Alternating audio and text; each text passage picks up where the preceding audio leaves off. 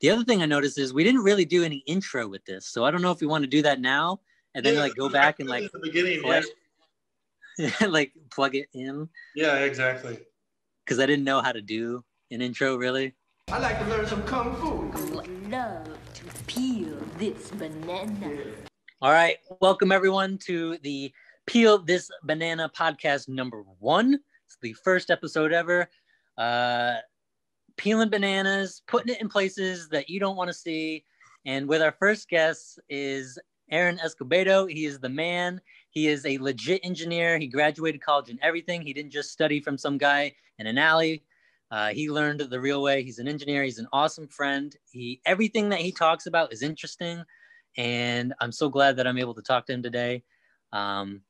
This is Aaron Escobedo, and he is the coolest dude. He's a racer. He's everything.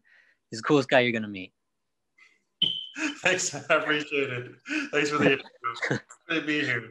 Happy to be here. The thing I wanted to ask you is, like, did you have your own content platform, like a name for it, like your own thing that you want to do? Because, like, I have mine. I told you to peel this banana. Yeah, that's right. I don't really have an answer yet of, like, what my platform should be called or what I'm looking to do. I was actually talking to my friend about this afternoon. I was like, I need a new name. Mm-hmm. Like, I just need a new online presence name. Yeah. I mean, I went through that battle too. Yeah. Because I thought it was just mainly going to be like dance content for me. Mm-hmm. So I think it was Dance Adventures for the longest time. I mean, I hired like multiple Fiverr graphics designers to give me logos. And like, I was like, yeah, I'm going to go with Dance Adventures. And as I was making one of the years, I think it was 2016 or 17, I actually did like videos a lot. I mean, I ended up uploading like 50 to 70 videos. I can't remember how many, but it was quite a bit. Like I did quite a bit that year on top of like different things with all that content. And through that process of using Dance Adventures, I was like, man, I feel like I got stuck. Like, and keep in mind, I got nowhere. It's not like anyone watched my shit. Like I got nowhere. But what I did find out for myself was like, I felt stuck with Dance Adventures because it wasn't the only thing that I was interested in was dance. Right. I was like, all right, I need to find, huh? You upload them to YouTube, or how do you do it? Yeah, YouTube, Facebook, mainly YouTube. So it's all up there still. I have Dance Adventures channel. It just sits there. It has all the videos on it. Damn. I didn't even know. Yeah, and that's a problem with me and my marketing. Yeah, I remember seeing 1 or 2 videos you posted up. I think I remember one where like you had a mustache. Yep. Yeah. Yeah, that one's great. That was the one I actually vividly remember. The other ones I don't, or I never saw. Yeah, and they're small videos. Like they're usually pretty short. Nothing's over like 5 minutes, I don't think. But still, there's like a good 70 of them, maybe something like that. So there's quite a bit. Wow. But I felt like I got stuck in Dance Adventures. I was doing the eBay stuff. I was learning this other real estate stuff. I was business stuff. We were always talking about like dating and all that stuff. So I was like, I felt stuck with that. I'm like, Dance Adventures is not going to work for what I want to do. And for me, that's why I switched to Skinney Adventures. It was just Sean Kinney, S. Kinney. It was like, all right, that's going to be a catch-all, and I can put whatever the hell I want on there, no matter what I'm doing. And that's how I want mine to be. I don't want it to be, at least for now, I'm really nothing. I don't have a following or anything, but I'm like, I just want it to be me and whatever I authentically am putting out there. Just whatever is Sean Kinney and whatever the hell I'm interested in. I'll be talking about esports. I'll be talking about real estate. I'll be talking about eBay stuff, Smash, like whatever the hell it is. Dance. Like, I just want it to kind of fit everything that I'm going to be doing. So I don't have a regiment or schedule yet. It's not like every Sunday afternoon we're going to sit down and do it. Maybe that's what happens, but for right now, that's not what I have. I don't know if you're different or you're like planning it all. All right, this is the regiment. Here we go. I can follow this. I don't know. You can speak on your process.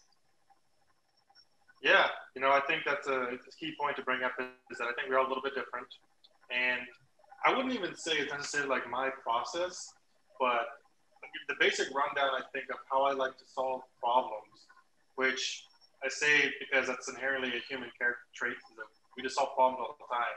Like, I'm hungry. I want to talk to that person. Whatever. Like, we need to solve things every day of the week, every day of our instance. But my general philosophy on like big question problems is like, okay, what are people that I would like to do? What are the professionals doing? Or what are people that I want to emulate doing? And based on that idea, I will look at what they are doing and sort of implement it in my life and see if it works for me. So one of the key things that I've been able to do over the last like 8 weeks with actually a trainer of mine, this is not necessarily an 8-week new thing. It's something I've always thought about, but I've been doing this thing called bullet journaling for about almost 2 years actually. And I finished one bullet journal completely. I filled out the whole book. Are you familiar with the bullet journaling concept? I think you showed it to me. I think we were eating at a what's that breakfast place? Blueberry Paradise? I don't know. What's it called? Yeah, Blueberry Hill. Blueberry Hill, yeah. And I think you broke it all down. You had your journal and everything. It was pretty in depth. Had the dates, the times. I think you even had the weather in it. Yeah, I did. I did. So kind of what you're suggesting is that I get lost in the sauce, as I refer to it. Yeah. You know, I have all these ideas, some great grandiose goals, and then I don't do anything about it. So step one is like, okay, what do I really want? And it's actually a hell of a lot more deeper question that could take months to figure out, like, what do you really want? Mm-hmm. And once I figured out what kind of goals I wanted for myself, and I have to get very specific. They can't be broad. Like, I want to be happy. Too broad. It needs to be very specific. Yeah, I agree with that. The more specific, the better. Yep. Once I dialed it down, okay, I want this, like 3 things really. Like, okay, how do I achieve these 3 things? And so I'm like, it's like a brainstorming bubble. So I'm just like bubbling things. Okay, how do I stay consistent? And then like, what does that mean? Like, okay, like waking up at the same time every day, or getting lunch at the same time, or like going to the gym like 3 or 4 times a week, or going for doing some regiment. That's how what I imagine it as consistent. Mm-hmm. Okay, so that's what I want to do. How do I do that? Okay, so how would I wake up at 7 a.m. like every day? Well, I would want to get like 8 hours of sleep, so that means I have to go to bed around this time and prepare for that.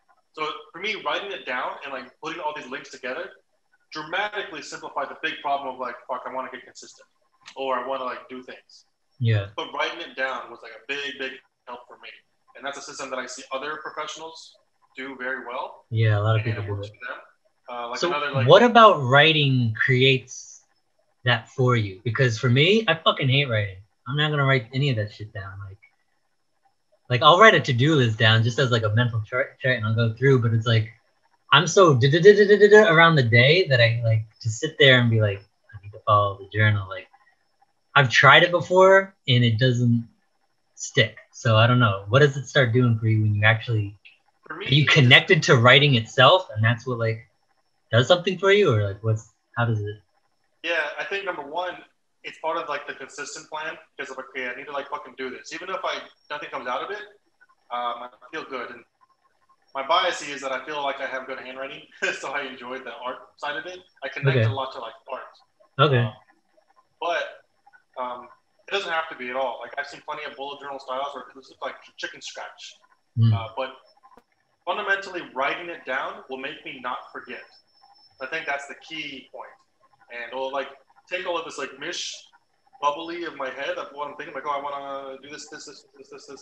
Like, okay, breaking it down in simple steps is what writing does for me. Okay.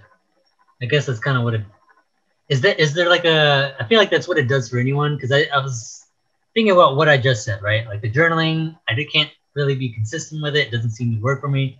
But I'm also not consistent with it for a prolonged period enough time to know for certain. It's like, it's not a part of my lifestyle. So I can't really say, hey, does it really work for me or not? I know it's really hard for me to make it consistent. Yeah. So like, is it really part of my system, or is it just, it's kind of like starting any habit? How do you make it just a part of your lifestyle that just works? Yeah, that's a good question. That's something I think about. Like, I often use like the brushing my teeth example. Like, I don't even think about brushing my teeth. It just fucking happens, right? And then I would ask, okay, how and why does it happen? And there's a lot of different cues, they might say, as to why you brush your teeth. Number one is you probably go to the bathroom at some point in your life, in your day. Yeah. And the toothbrush is in the bathroom. In the bathroom already. Yep. What that translates to me is, number one, you want to make a habit repeatable? Make it easy to do. Make it Totally. accessible.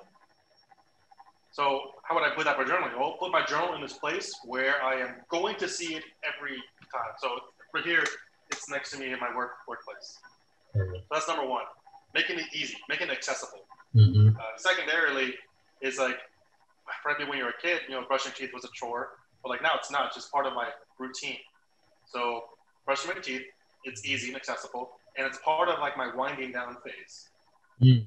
So I attribute it to other things like, I need to like, get out of the shower or whatever. Like there's other things related to it. Like the bathroom is a big one. Yep. But all of these like, little tricks, like make your habits stick. Yeah. Gel them together, like, connect them. They are. The inverse of that is also true. For example, like say you wanted to not like eat chocolate or eat some shitty food, whatever it is. Well, how would you change that habit? Okay, you can have it in your home somewhere. Put it somewhere that's out of sight. Yeah. Make it difficult to access. Right. Yep. Yeah, or, for sure. I don't know. Maybe it's like you're finding you're being distracted by playing games too much or something. Make it difficult. Put the game system in a closet. And you have to put it back after you're done because you're making it difficult to do. Yeah. By making it difficult to do, you'll get rid of the habit, and then that's how it goes. It's funny you said that last one. That's actually what I did to kind of stop playing video games so much. Right. That's why I haven't updated my laptop. It's because it literally can't play anything. Like it can't function. So I can't even play anything because it literally can't run it. Yeah. So it's like, I was like, all right, I'm not gonna replace it because I want to work on my eBay business. I want to do this, that, and that. So I'm not gonna I'm even still nervous about getting the laptop because it'll open up the possibility of maybe being a little more distracted in certain areas. Right. I was like, well, if I don't update the laptop, well, then I literally can't play anything because it can't run. So like, yeah, finding ways to like shut things off, so to speak. Can you hear me? Are we back? You back? Okay, I got you. You just came back. Yeah. All right, cool. We're back. Yeah. But so these are just like tricks, and I didn't learn these. These aren't new things. Like they make sense. But one book I read recently was called Atomic Habits, and that book really broke it down. I really like this idea of like breaking things down in a big way because it's an engineering trait too. Like there's a lot of complex systems out there, and the only way to understand them is by breaking them down into simpler steps. So I mean, we talk about this a lot too. Like, how do you go about like being a bachelor or dating or social experiences? Well, you can break it down in like specific scenarios that in programming you would say is like if then functions. Like, oh, if you see this, then you do that. But if you see this, then do that, and so forth. And it's just like breaking it down. For me, all of that breaking down happens through writing because it won't stick in my head. I will forget. I have to like write something down. Then I'm like, okay, is that true or not? Yes, and then I can battle myself, I suppose. But I'll write it down first to say like, yes, this is something that is a starting point, and then expand from there. Atomic Habits. I've seen that book a million times and I still haven't read it. Like I've walked by it. I know it. Everyone reads it. Oh, Atomic Habits? Yeah. It's the one with the yellow book with the red wheel on it. Or something like that. Yeah, another book. Oh, that one is, I think, The Power of Habit. Power Habits, you're right. Yeah, that's a different one. I have that one too.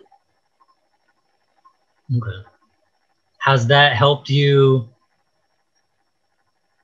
How has that like been? What are the results that you've seen doing that?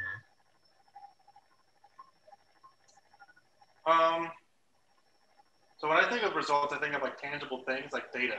Yeah. Like what is the outcome of this process? And the most recent example, I suppose, is that I've been very consistent about my exercise regimen. Okay. I've been running a hell of a lot more because, unfortunately, gyms are closed here in Portland, so I can't go to the gym anymore. But I can just run. That's free, basically. Just go outside. It's cold and wet and rainy, but whatever. Just go outside. Yeah.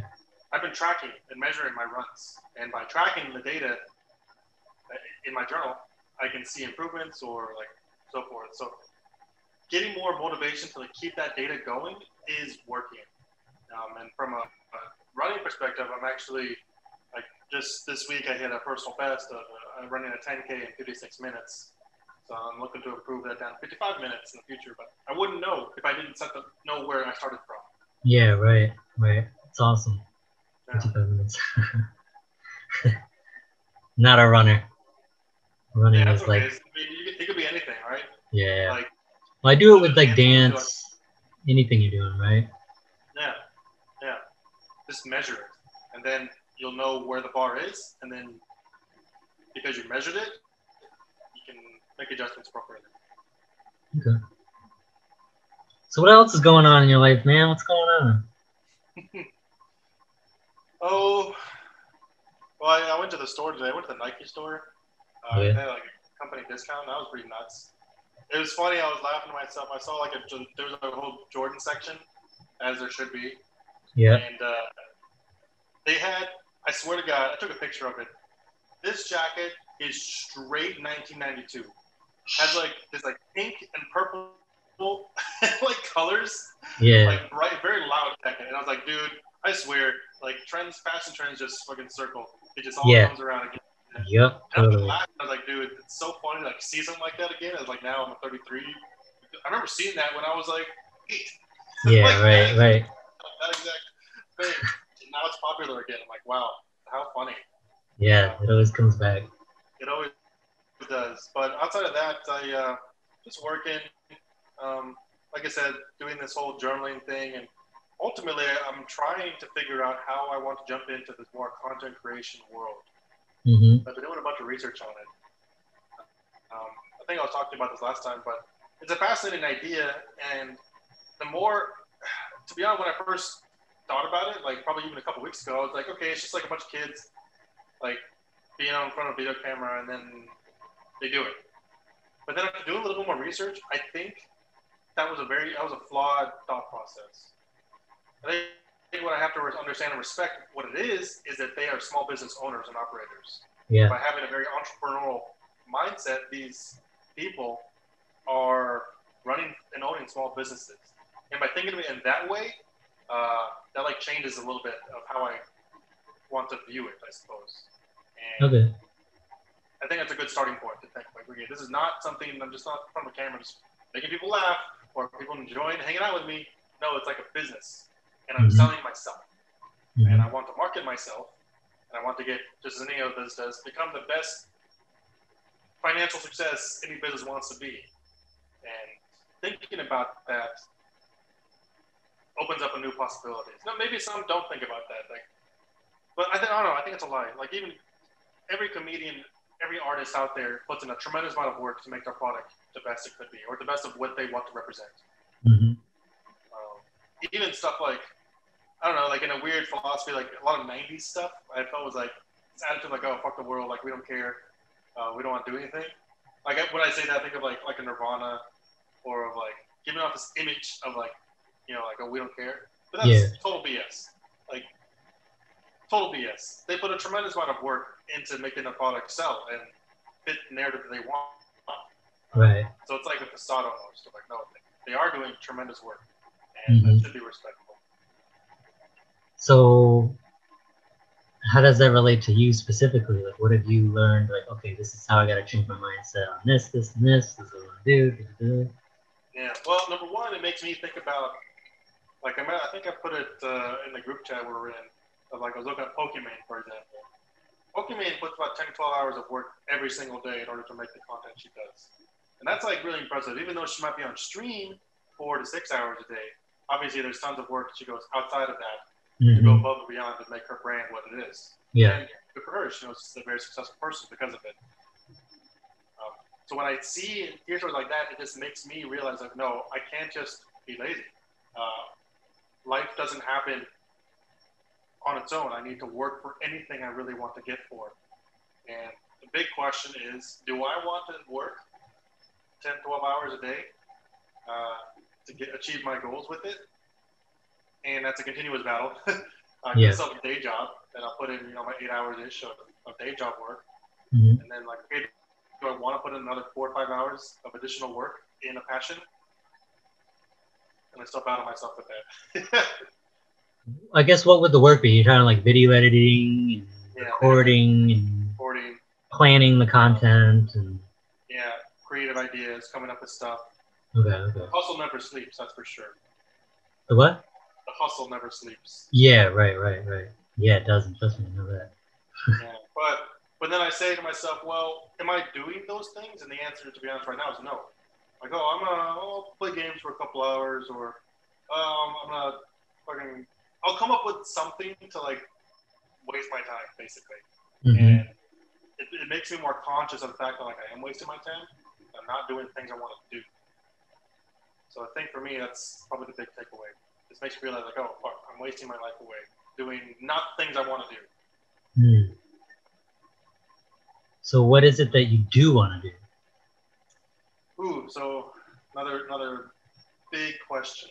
I think for me, I'm really happy with my current role at work, and I want to expand in different areas of work.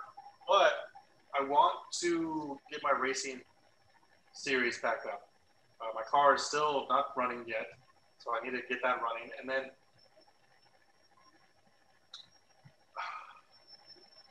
basically kind of be a journalist or do vlogs for the journey that I want to go towards, which is become a professional racing driver. Now, I know the steps to make it happen because I've been involved in that world for a long time. But just that now I have the financial means to actually get it done. Yeah, so it's kind of like, oh, is this real life? Oh, I can find it. Yeah, right. Making a comeback. Yeah. But again, I know it's going to take a tremendous amount of effort. So what would qualify as a professional racing driver? What is, yeah. For me, I use the definition as if you get paid, okay, then it counts. In the racing world, I would say if you get paid more, if your profit exceeds your expenses, then you got it. You count. Got it. I say that because, like, compared to like esports, the profit margins or the expense margins maybe they're exponentially lower than what racing would be. A funny statement I've always heard in racing was like, "Oh, you want $1 million? You want to win? If you want to win $1 million in racing, start with $1 billion." Very expensive sport, then. Very expensive. So how do you become successful on something like that? And so I use the term pro as that. Okay. Do they have a racing scene in Portland? Yes. So there is a racing scene. It's kind of, I guess we wouldn't say it's a racing scene, because quite honestly, automotive and car world is worldwide. No matter where you go in the world, there's always somebody somewhere who's gonna like cars. And it's easy to see why, because like they make noise, you move with them, it's kind of cool. It's just like an upgrade of a childhood dream of like everyone being on bikes, like bike tours, or a skateboard. Right. Like it's just an upgrade from that.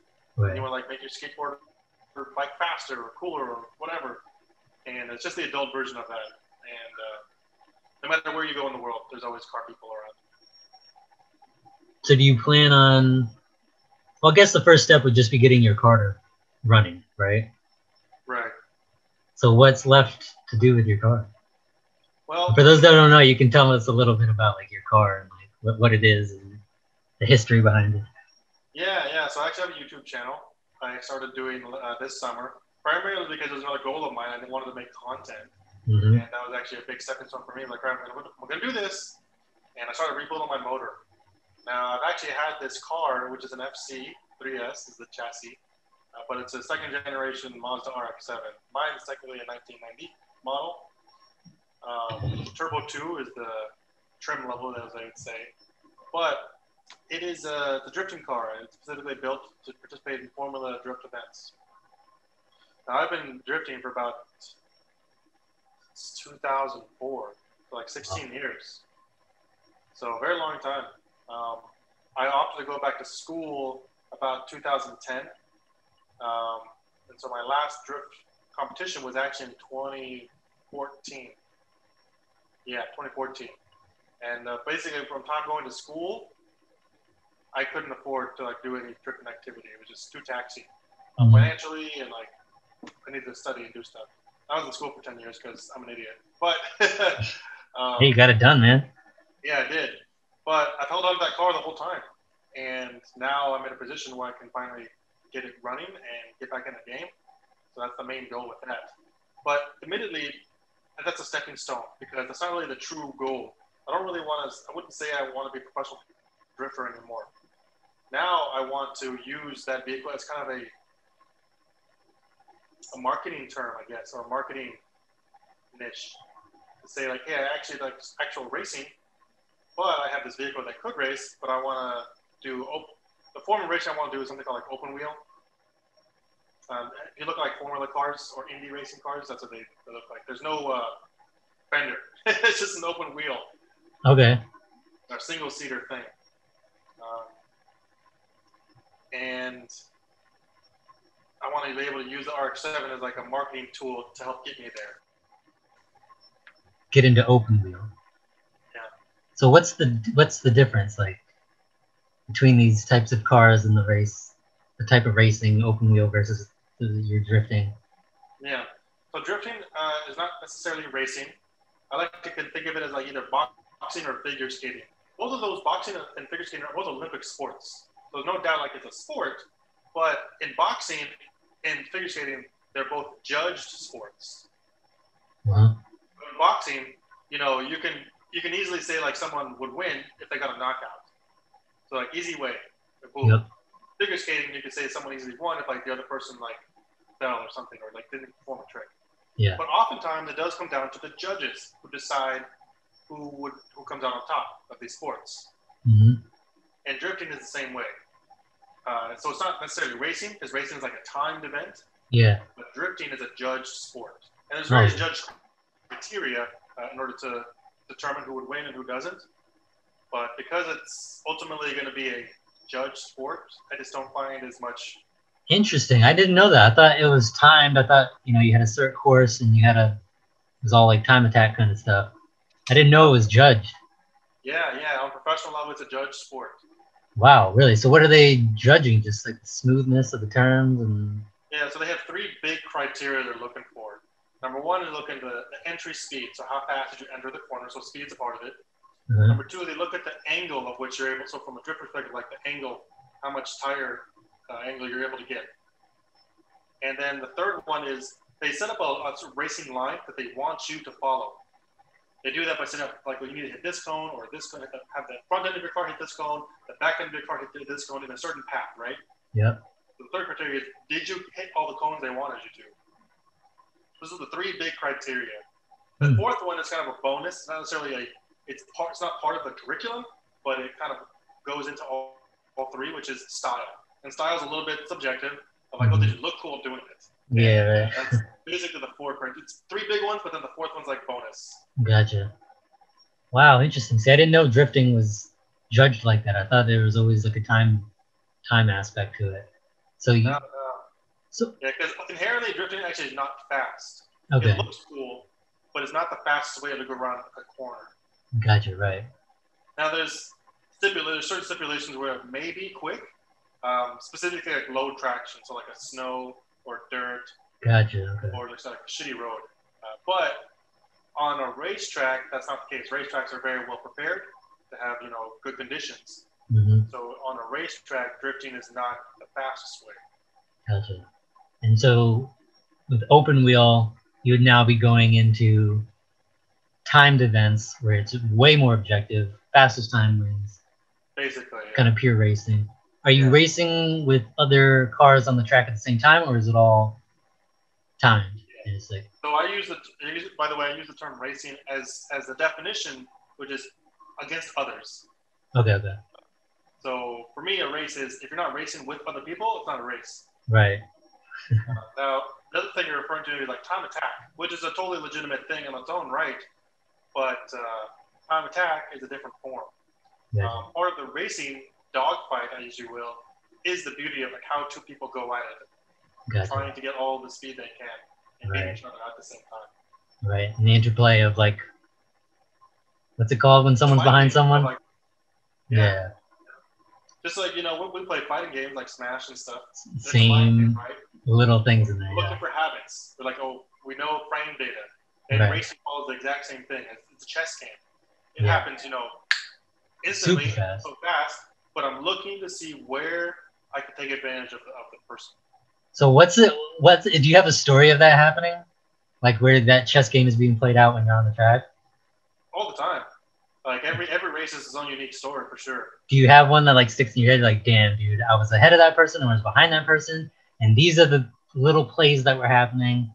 I made this shift. I waited for this turn. Whatever it is, I'm really curious about the story. Yeah, yeah. So like a common one is kind of a racer's thing that happens is that. So the other weird thing, like I made the fighting game comparison, and it might not make sense at first, but fighting game doesn't change, right? Okay, there's patches, but like racing is dynamic. It is never the same thing twice. Even if you go through the same lap, even if it's only a 30-second lap, that second lap is different. The tire temperature has changed. The atmospheric temperature has changed. The tire pressure even has changed. The motor is slowly degrading, like slowly. Like oils are like everything is like dynamic. So it's a super complex system how it all happens. So like a common trick common trick I guess is to watch. I like watching my opponent in front of me. If like I'm behind them, like this is them and this is me. I am looking to see where their front tires like move. And like by judging to know like how much effort they're putting into the front tires, I can get a guess of how much tire grip they have left. Whoa, okay. So by looking at these things and like noticing the tiny intricacies of it, I can know if I can push harder or I should just like fall back. So what like specifically, what's an instance, like you have a specific story where you're like in the race and you followed these things and you've seen these little maneuvers, you made your move and it either paid off or someone made a move against you. Like tell me about like a specific story. Yeah, like part of it is like you apply pressure, I guess, when you're behind somebody. So like there was a time when I was racing in like the CCA series where I'm just following behind a guy and I was actually following behind him for like 2 laps. And eventually we hit the, like most road courses have like curbing, like it looks like candy cane stripes. Okay, yep. Sometimes every track is a little bit different, but sometimes the curbing is like really big. Sometimes it's kind of just even with the pavement. But in this case, it was higher, it was raised up higher than the track. Okay. What ends up happening is if you went over it, your car kind of does this little bit. Like it would just be like boop. Yep. On a normal distance, if you're everyday drive course, it wouldn't matter. Like you just think, but we're trying to get every ounce of traction possible. Every little thing changes. So basically, I was following behind this guy. I noticed he was not hitting the curbing, but then he did. In like the third lap, he did hit the curbing. Because he wasn't like maybe he wasn't used to it, or basically applied too much pressure or whatever. But he hit the curbing. He went too far into the corner, and because he started hitting the curbing, the dynamic of the car changed just enough for him to like freak out. And he kind of like did this kind of motion. Was like, and then the car skid out, so it understeered, as we would say. So when it happened, I was able to pass him and go on. Pass him on that? See, that's that's freaking cool as shit. Something tiny like that can cause his composure to be off. And then in that split second, that's when you kind of overtake him. Yeah. And again, it may not be, like I'm just like a little bit speculating of what was going on in his mind or his emotions. Yeah. But it could have also just been, well, ultimately he messed up because it turned into too much. But the reason why he might have turned into too much is there might be a tire thing. The tire was getting a little bit too hot. He was pushing too hard because he was feeling pressured. And so like the brakes weren't working as well, or they're working too good, or like all these little factors like come into play.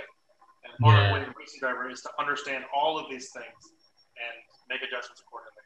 Yeah. See, that's fascinating to me. I like hearing about all that, like the specific little details of what's going on. Like you said, the fighting games, so those people who are listening don't know, Aaron and I met through playing fighting video games. And when you're playing fighting video games, every little thing that's happening is important. And I got to imagine it's the same way with racing, where it's like, you just explained, just him turning up on the lip on the side of the course there caused the understeering, and then a whole slew of other things happen after that. It's like a cascading effect, I imagine. Same thing happens in fighting games. So like, I try to look at that. That's definitely changed. I look at almost everything through that filter now. What are the little nuances that are going on in whatever the subject is that make it? It's kind of like that's where the art in it almost lies for me. Like all those little details are so cool and interesting to hear about, because put them all together and that's what makes what you're looking at. So I love hearing about little nitty gritty stories, like his tire going like however detailed you can get. I like hearing about that. It's really cool. Yeah, it's a whole thing. Like, and it's a giant science experiment for sure. And that's another part of the engineering side that I love. Nothing is magic here. It is we are defying and fighting the laws of physics in order to do this activity. And the big question in racing is, how do I get more traction? And there's plenty of math and science involved in how that question gets answered. So is traction like God in that realm? Is traction like God essentially? Yeah. Interesting. Yeah, and it's always a fight. You never have enough of it. You're always losing it. So what do you do about it? How do you manage it? Yeah. Because I mean, I say it's very scientific because ultimately everything requires energy on some level. And energy cannot be created nor destroyed, it can only be transferred. So how you find the best traction in that specific situation is the biggest answer or biggest question that we fight all the time. So what is something that you do to get that traction when you're on the course in those situations like that? What are you looking for? So let me do this. Watch this. So let me get rid of my virtual background. Oh my God, you traveled through space and time. Yeah, no. All right, check this out. So here's what I'm gonna do. I'm gonna draw a quick graph.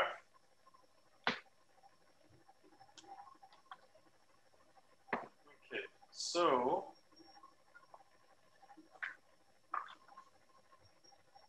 just so happen to have a couple pieces of paper here.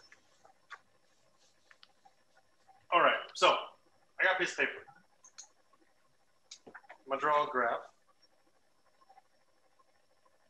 just like an XY graph. On the y-axis, I'm gonna label it traction. On the x-axis, I'm gonna label it temperature. So we got traction and temperature. Mm-hmm. I say temperature because everything is a science, right? So temperature is a measurement of how fast molecules are moving inside of any given material. And the trick is, as for the rubbers that we're able to produce today, it's actually not pure rubber, it's a mixture of many, many different things. But generally, as the temperature rises, it will gain traction until a certain point, and then it will dramatically fall off. Okay. Okay. And this makes sense. Like, this is true for anything, like maple syrup. Like, it has a very different consistency in the fluidity when it's in the freezer than when it's hot. Yeah. When it's cold, it doesn't move. It's like the word is wow, I just blanked the word. It's it'll come to me. But there's a word. It moves slower when it's cold, and it moves faster when it's hot. Mm-hmm. Tires and everything is no different. So what happens here is, over time, let's just gonna draw like this. It looks like a function, something like this, where when the tire is not very hot, so like when your car is just sitting there, like when you first started in the morning, and you wanted to move right away, it would have low traction. But as you drive on the road, because you're adding rolling resistance, it's going to gain a little bit more traction. There's actually the difference of what separates a winter tire from a summer tire. So I'll draw a different color here real quick. A winter tire is able to gain more traction in colder weather. So like a winter tire might look something like this black line I'm drawing. Where this black line, it's able to get traction sooner and keep traction. Because if you're in the winter, you're in snow or whatever, the conditions are colder. That's primarily, and it's not just like the pattern of the tire. It's not what it is. It's the material inside of how it functions. Interesting, yeah. That's why winter tires are very necessary for a lot of part of the country. Yep. But what makes a racing tire different than that is the opposite effect, which it is primarily working on the higher temperature range.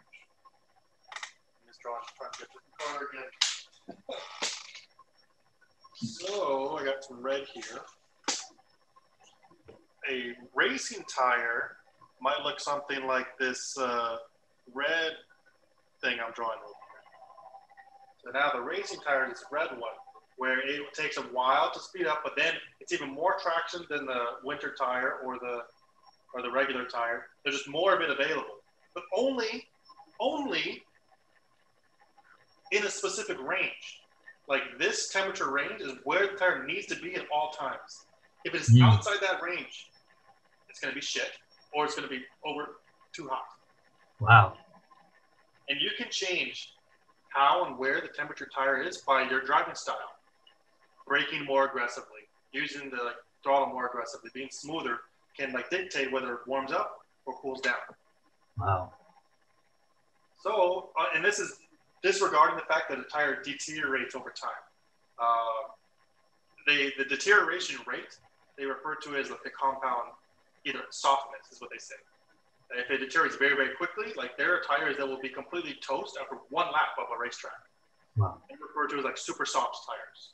Mm-hmm. Then there are tires that can extend, that can go 100 laps. They refer to those super hard tires. Basically, how much rubber are you literally sticking to the ground? Right. Wow. This graph doesn't account for the deterioration of it itself, just the temperature alone. So the goal again is okay, how do I keep the tire in this specific range? Sometimes if I push too hard, it's going to go past it, and I'm going to lose traction quick. But I need to keep it warmed up. So I need to stay in a certain range all the time. So that's one key thing to think about. Yeah. Wow. So the real good racing drivers look at this and say, I can stick in this range right here where I'm drawing the circle. And they can get right to the edge and stay there. Wow. How do you know? Can you feel it in the car? Yeah, you can feel it. It's a skill, just like any other thing else. And some people may say you're more naturally gifted at it than others. But it is a feeling, I would say. It's tough. Probably impossible to describe how it is to the layman, but because you feel it. And there's little things that I do and many other professionals do to check. Okay, how's my tires? Which is why they'll do this sometimes to see if they get some certain feedback they're looking for. Oh. So what's the feedback you're looking for?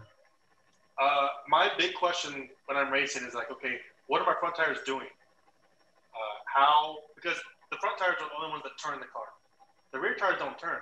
The fronts do. So if I want to make a turn, I got to make sure I get the best front traction possible. Now, I just constantly check, I guess, by I don't really do this maneuver. That's not really what I like to do. I just try to intimately feel the car tells me what's happening, and it's my job to understand it. Mm-hmm. So what's the specific input that you might feel? Is it a wobbling? Yeah, like a wobble, or if the car isn't turning the way I want it to exactly, or did I not? Basically, is the car doing what I told it to do? If it is, we're good, and I can go faster. If it's not, then I need to make adjustments. Gotcha. And the adjustments you make are very minute and tiny. So it may be braking slightly earlier into a turn, or later, or turning a little more, all these little tiny things. Mm-hmm. Mm-hmm. Very From cool. a racer's perspective, the braking pedal is a good thing because the brakes, it's a wrong term to use in the racing world, I would say. Brakes don't stop the car. That's not how I think of the brake pedal. It doesn't stop. Mm-hmm. What it does is it shifts the weight. That's what the pedal does. When you push the brake pedal, you kind of move forward a little bit in your seat. When you push the gas pedal, you kind of go backwards a little bit in your seat. Yeah. What you're fundamentally doing is you're shifting the center of mass for the whole vehicle by the brake pedal or the gas pedal. Yep. By shifting the center of mass, you can take away traction or give traction to certain areas, depending upon what you want. Jeez, wow. That's so cool. It's cool hearing this stuff because if you just ask me what do the brakes do? Oh, they stop the car. You know what I mean? But for your mindset, you're it's way more in depth. Yeah, it's just fascinating. It's a super in-depth thing because I don't want to use the brakes. I want to go fast. Yeah. I don't want to slow down. How do I do that? Well, you got to break it down into simpler steps of like how and what's going on here. Yeah, right. It's fascinating. It's so freaking cool. Yeah. So I brought up this idea too, like this center of mass thing. This is extremely important because of a fundamental law in physics, which is like the function or the traction law.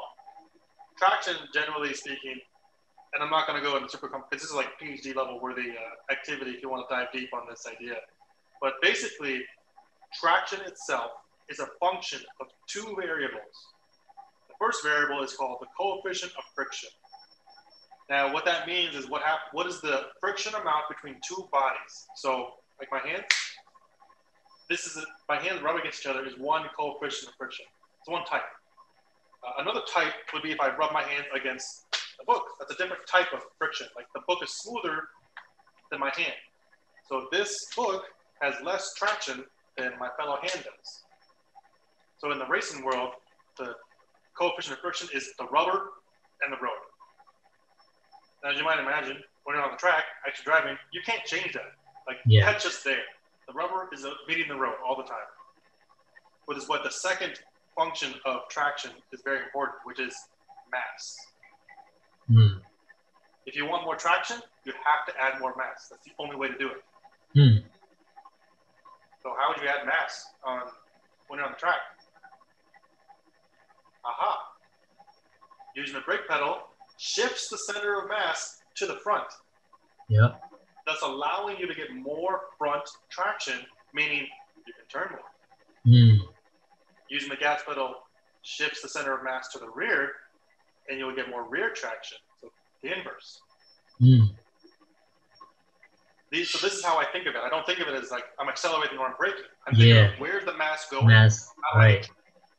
And that allows you to maneuver the car in a more accurate and effective way than, like, say, any normal asshole like me on the road. Yeah, because then I ask myself a simple question of like, okay, I turn the car and it's not turning. What do I do? I mean, you might have some intuition based on your experience, like, oh, I'm gonna like try to slow down or something. But then I ask, like, why does that work? Yeah, right. And this is what it comes out of. Like, this is like the thing. I like ask questions and dive deeper on stuff. Yeah, that's freaking sweet. Because it makes me think, like, all right, if I'm in a situation where ice is on the road or whatever, it's really the game you're playing in that split second. Yeah. You're not trying to stop or slow down or whatever. You're playing, where the fuck is the weight center of gravity in this car going for me to make sure not only am I safe, but people in the car, if there's other people. Like, it doesn't apply.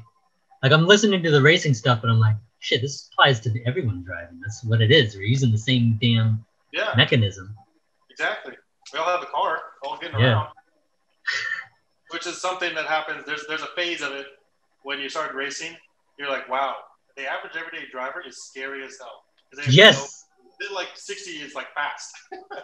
Yeah, right. When you go on a racetrack and you're like trying to take a turn like 60, you're like, whoa, I'm moving. Like, this is scary.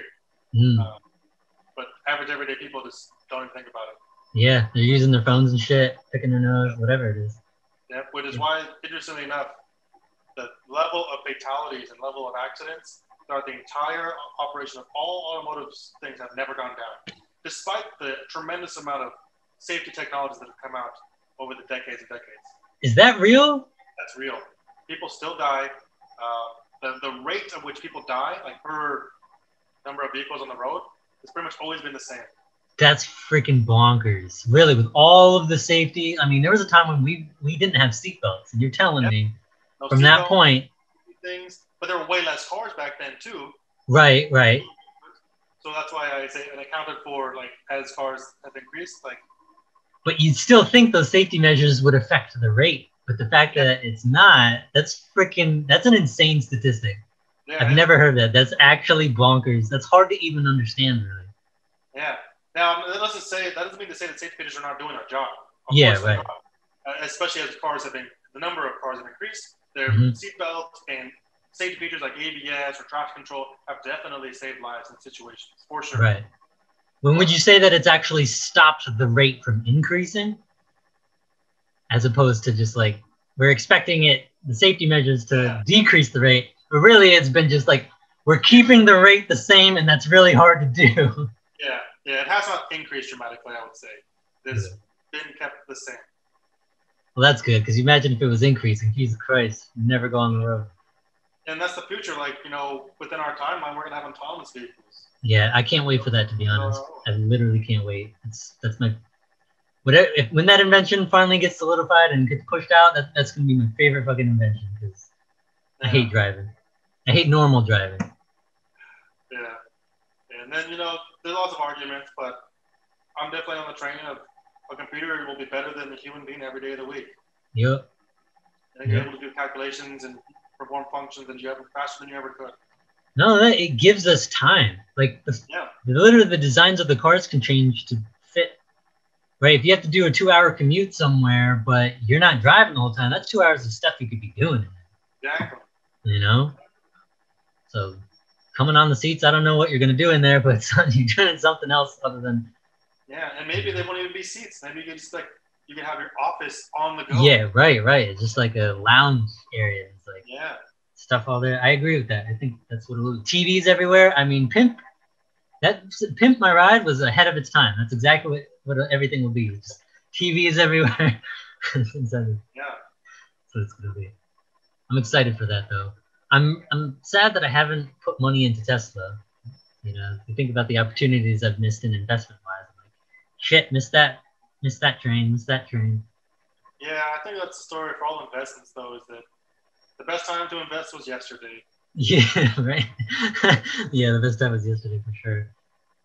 You just try your best, basically. Yeah. Man, that's cool.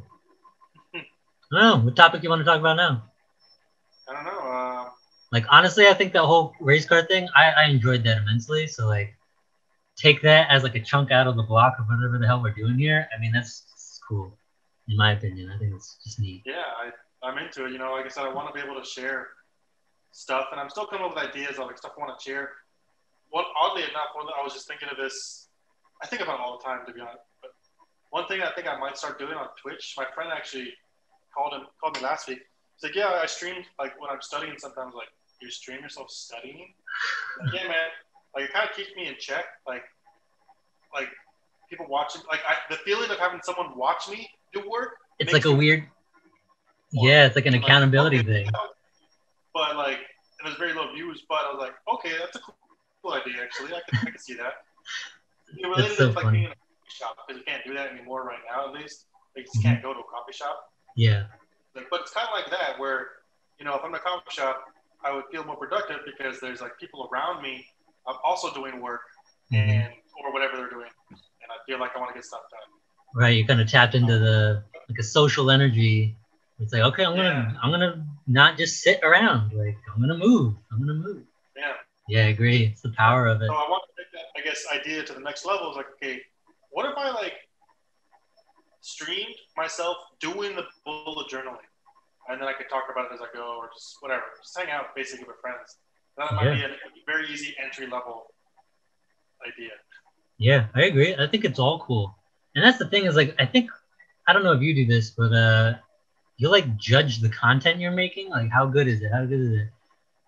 But you're only one focal point, and you're the person making it. Like, how inaccurate of data can you get from that? Because someone else might look at what you're doing and be like, yo, this is the greatest shit ever.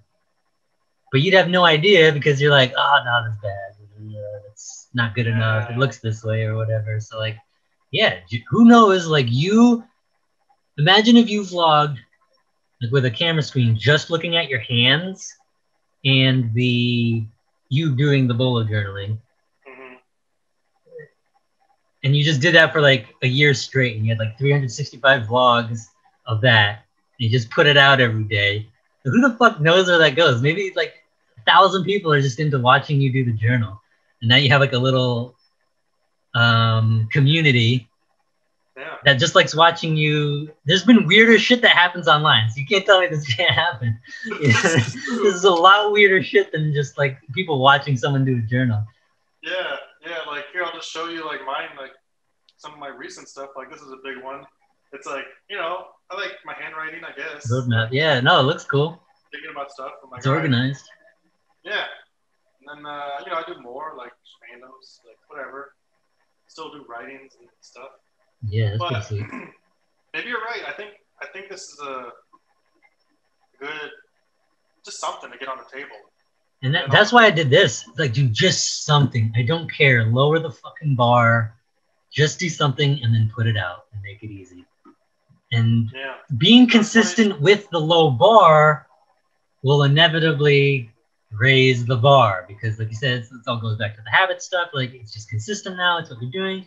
And I believe human minds, you're working on solving problems all the time. Like you said, you will continuously improve whatever you're consistent at. You're like, oh, I could do that a little better. Oh, you know what? This is a little more comfortable to do. Like, the tweaks will just naturally happen because you're a human. Simply because you're a human, you'll tweak shit to make it more efficient or whatever it is. Yeah. Like, that's what I want to tap into with, like, just this podcast. Like, let me just make it somehow consistent first. Let me just get content out there and a haphazard, I don't care if it's throwing shit at the wall. There's content that's released at 3 a.m. and no one's watching it. And then the next day there's a 6:30 a.m. video, and then it's like, it's all over. I don't fucking care. Is it consistent? Is it getting out every day? Yes? Okay, now we can start arranging that. Now it can start, it'll start, you know, sifting around. That's how I view it anyway. Yeah. Yeah, I want to share something with you, actually. Go for it. Well, can I share the screen or no? All right, we're learning here. We're learning. Working with my potato webcam, potato laptop. How do I get the potato to share a screen? I think you can. I'm pretty sure you have the capabilities. Does it tell you can? Let's see. It says host disabled participant screen. That's a lie. It says host disabled participant screen sharing. Yeah. All right. So all I have to learn is how to change that. If you click on participants, maybe. If I had the button that said participants, I would click it. Can you share your screen? Yeah, probably. So, like for me, I have a big share screen button on the bottom in the center. Look, I don't even have a participant. Yeah. Okay. All right, so you can see the screen, right? There it is. Yeah, I can see your screen now. All right, so I'm here. Share. It's somewhere in here. To change this setting. Oh, well, okay, so I only see your background. You don't see the zoom thing? I don't see the zoom. How the hell is that screen sharing? Oh, side by side down. You only have one screen, right? It's just one laptop? And no it's just the laptop screen.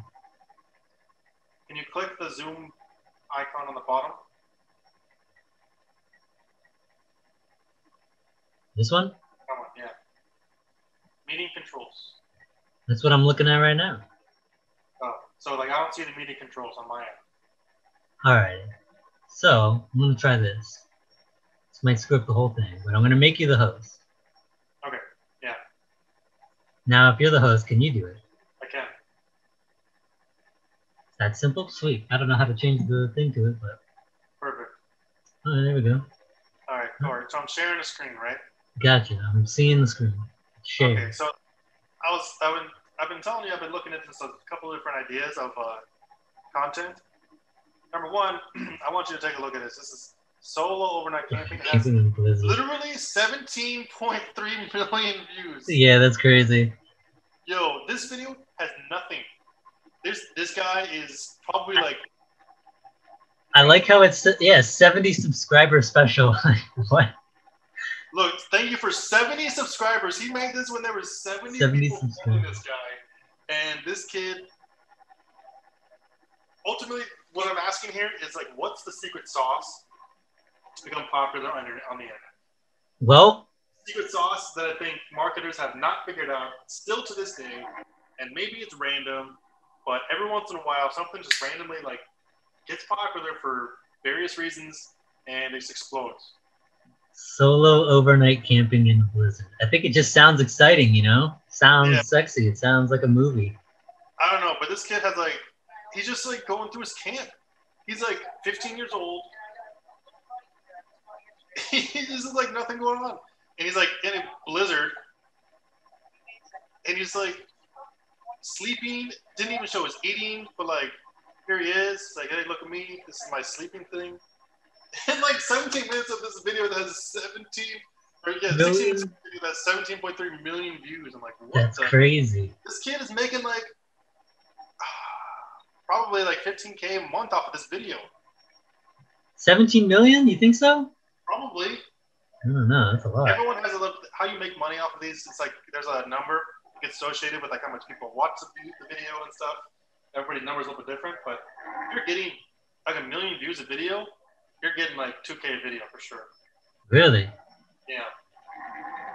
It varies again, like because the analytics of it, YouTube can look at like who's watched it, how long do they watch, do they click on ads, like everything, and based on a couple of different parameters, the amount of revenue you get per minute watched like goes up or goes down. So in the research that you've done, what have you found? Have you found any like, all right, this you definitely have to do this kind of stuff. This is what you gotta look out for. Like, what have you been learning? So I've been looking at stuff like this. Have you seen this guy before too? Fleetwood Mac. Who? Look at this guy. Banner Dreams, and he literally made a stick figure in fucking Microsoft Paint. Nope, I do not know this guy. 14.4 million. Look at this video. 55 million views. What the hell? It's Minecraft, man. Minecraft. Jeez, I should have been a Minecraft player. Dude, this guy's making hundreds of $1,000s off this video. It's crazy, man. This is nuts. So, I guess again, going back to the thing I said before, it's like, how are these people like exploding like this? What's going on here? And part of my research is I was looking at one guy I sent you a video about this guy named Devin Nash. Mm-hmm. He asks the same question all the time. And he has tons of content talking about it, of like how to do it, I guess you could say. And it's fascinating. And they're all like, a couple of them are like hours long podcasts. Like this is a 3-hour podcast thing talking about a VTuber. I don't know if you know about this one or not.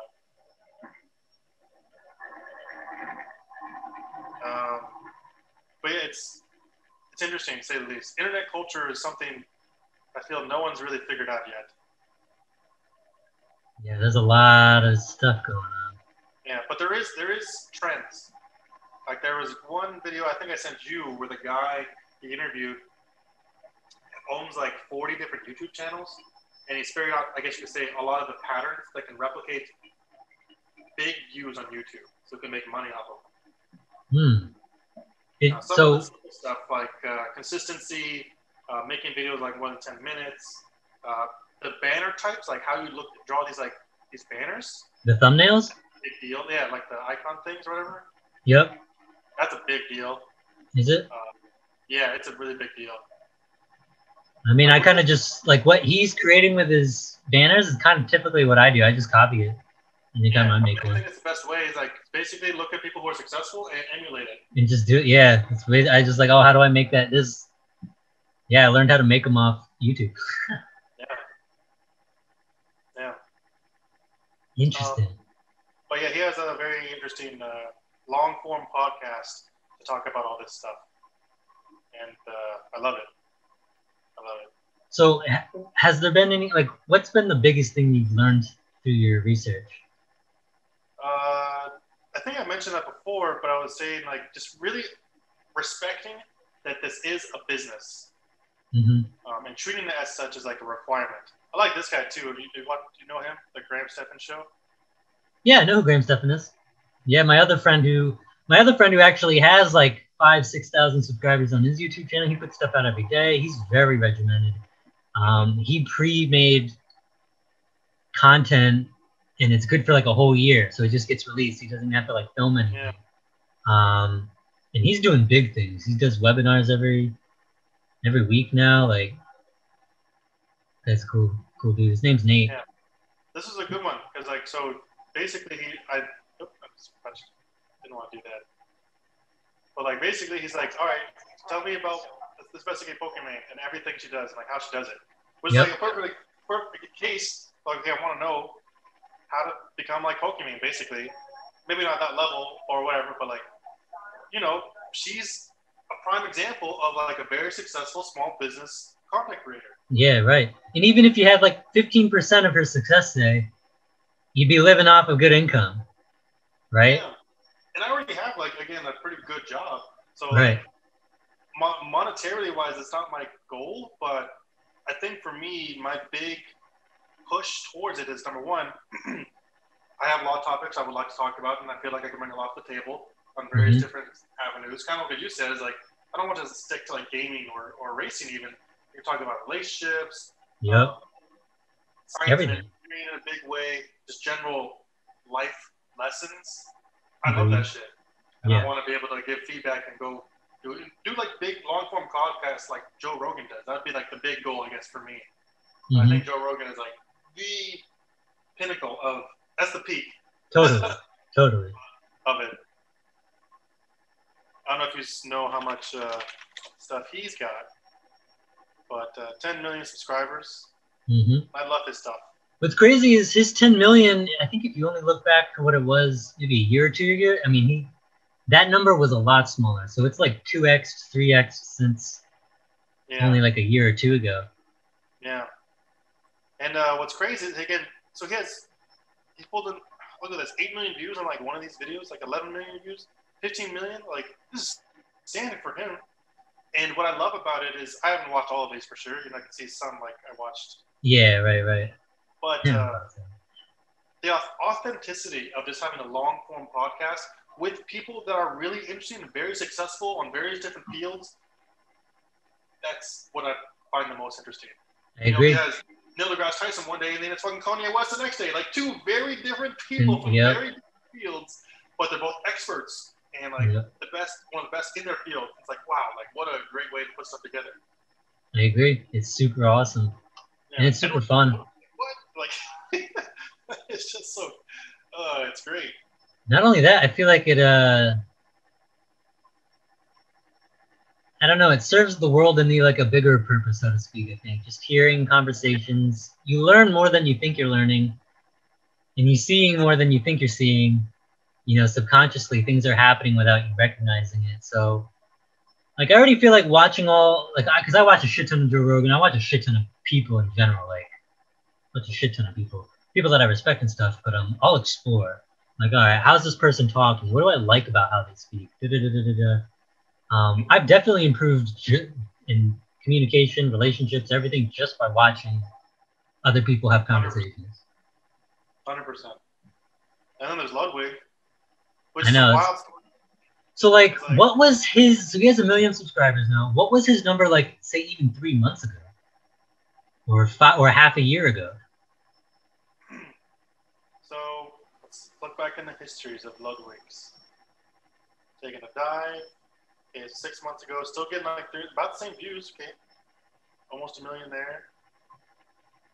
It's funny how important reaction shots of your face become when you're creating content.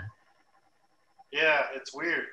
I think there's a level to it though. That was actually, this is one of the things I learned from Devin Nash, from the YouTuber. Is the YouTuber guy who owns like 4 channels, he made a good point. He was like, people like do this because this is what like wow, I just forgot his name. What's super popular? I don't know.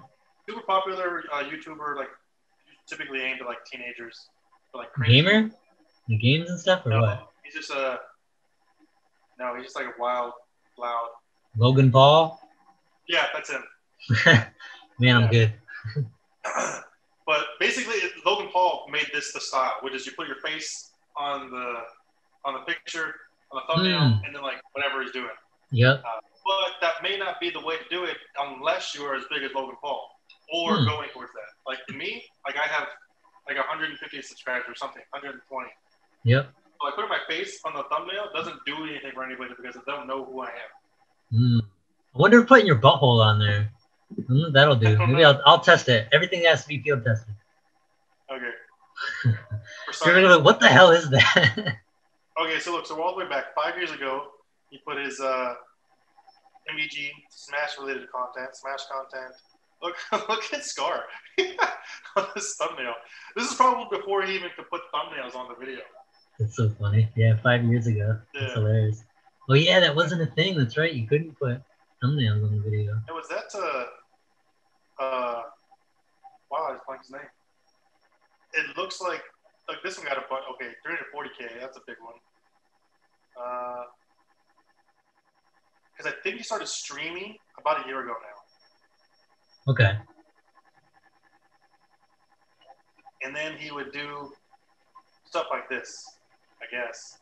I don't know. But he uploads every day now. Literally every day. And now he's got a million subscribers. I mean, obviously, something that's across the board is consistency, right? Like that seems to be an absolute prerequisite to any of this stuff. I know the exact moment he became big. Do you remember the chess thing? The what thing? This is the moment when he became a lot more than just a simple Smash YouTuber or Smash or video game Twitch streamer. So I remember him going through this. It's a mild backstory, and I remember cracking up that this happened. But the backstory is basically these two people in this video on the right side, they are chess grandmasters. And they decided that for the game of chess, they wanted to make it more popular on the Twitch platform. So they invited these grandmasters of chess, started coaching some top streamers of just general Twitchers and stuff, right? Yeah. You know this guy, most critical, maybe you know this guy, XQC. But very, very big people in the content creation world and streamers. And so like, I think this person is coaching XQC and this person is coaching XQC. But this happened over the summer. And they invited like 16 top streamers to participate in this chess tournament and they added coaches for each of them by these grandmasters, right? Mm-hmm. Somehow Ludwig convinced, there was a streamer who like got dropped, who couldn't do the thing. So then there was 15, so they were going to give somebody a bye. Basically, Ludwig convinced somebody in this tournament, I guess PogChamps or whatever who was running it, to get into this tournament by providing sufficient evidence that he was like a good streamer. By being, like that's literally what happened. So he just convinced them, hey, look guys, I have this many followers, like let me in, please let me in. Like I'm trying to like, please do, please. And he got in. Like because someone else dropped a drop and whatever. Mm-hmm. But the thing that got blown up was like this event. So I don't know if you saw this or not. No, I haven't. Okay, let's review real quick. Do you have any insights on how you think Moist Critical will reply? I don't actually know. I think Charlie has been maybe looking at the Sicilian defense is my guess, but I don't actually. Okay, he plays E5. Okay, so XTC is going to get his Scotch opening here. I think. Let's watch. Let's see. All right, and if he does get, he'll be familiar. So he's probably pretty happy to have seen E5. I think C5 may have put him a bit less in his comfort zone. Right. I think E5, E4, E5 is what a lot of players like to play. And here we go. We get the Scotch opening. So XTC is very comfortable. I think this is the main opening he's playing a lot. Okay, now Moist Critical plays Bishop C5. It's not a move that I like here. The system is completely fine at an advanced level. I'm worried about the plans, the process here, because when you bring out Bishop like this, it can become very vulnerable right away. So I'm not sure that I like the variational approach here. No, please don't. And it's too soon. It's too soon. Look at his face. We didn't even reach a climax.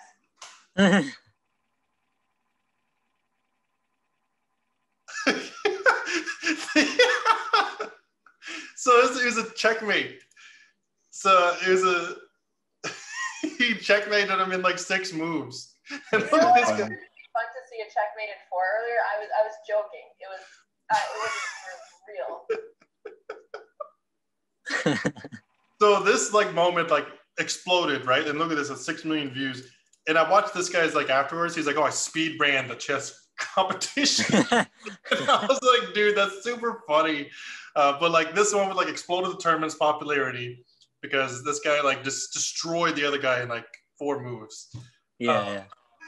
And then that tournament, we got like, and now even today, Twitch is like a popular thing. Yep. Chess streaming is a popular thing. But I think because Ludwig was here, watched this tournament, and like he's got the character for it, right? Like it's good on the front of the camera, and he's got like mannerisms that people are looking for, whatever. He was part of this tournament, and that was the incident that made him more popular than ever before. Wow, from chess. That's so funny. It is funny. If you asked him that probably a month from that point, he probably would have never said, "Oh yeah, that's where it's gonna happen." Yep. In fact, he gave a breakdown of it. This was the video, how I accidentally became the biggest chess streamer of all time. That's so funny. Yeah. That's crazy. It is funny.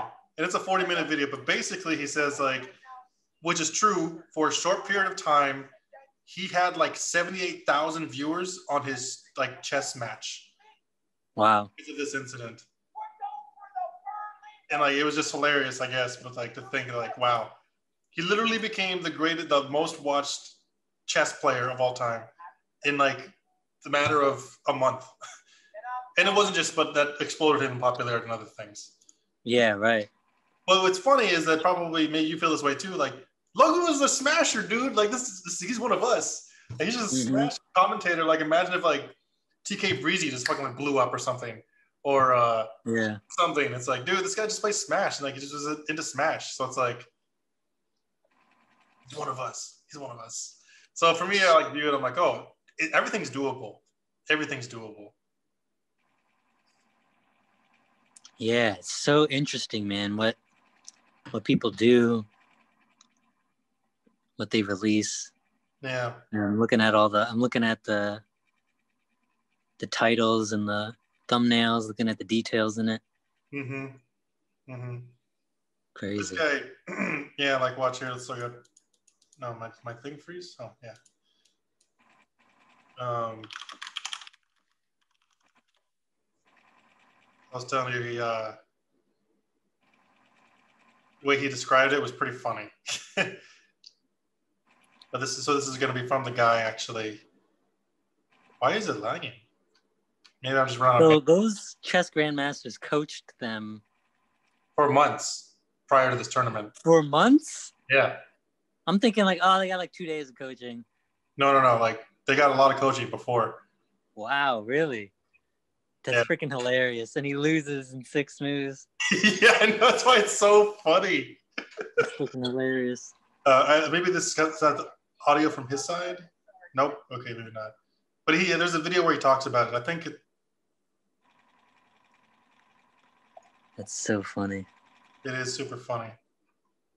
Pushing Rook up right now puts him in check one more time, and I believe that is. Man, how good for them, man. Like, imagine how much it cost you to get that coaching from those grandmasters. Yeah. And they probably just got it for free. It's amazing what can connect you to different opportunities and what can like, it's just cool. Yeah, to be honest, I think my theory on it is that the chess players and the chess community really are looking to expand. And find chess, doing this for with top streamers was like the best thing they could have ever done from a marketing perspective. It is a great idea. Absolutely amazing. Yeah, because everyone understands the idea of chess and like understands it's like, difficult and very complex, but it just wasn't that popular. But this has made it resurgence its popularity amongst the masses. Yeah, right. So cool. Yeah. But I don't know, like, again, just going back to what I was mentioning before, there's just so much research I guess you could look into, like, how are people doing this? Like, what's going on here? There's a lot involved for sure. And then there's the automotive niche of stuff. I don't know if you've ever seen any automotive niche YouTube videos, but there's a ton. You might imagine. An automotive what? Like the automotive niche of YouTube. Oh, yeah, there's a whole shit ton. Yeah. And that, oh God, it's like an infinite. Oh, yeah. Different types of channels. The racing, just car shows, specific cars. Like, there's this mechanic guy who, like, shits on mechanics. Yeah. He tells you how to fix things for super easy and cheap. So, like, here's a guy that I think I would like to emulate. I think his style is, like, really good. And it's got... Rob Dahm. Yeah. He does an RX-7, but he's, like, building it. Now, the difference being is that he's just focusing on the build of the car itself. I would actually want to focus on me, I guess you say, the growing of me as a driver and like the story of how that's going to get me to hopefully the highest leagues. And I guess that would like be both of them. You'd include both kind of stuff, like building the car, your journey through it, a little bit, what you're doing. Yeah.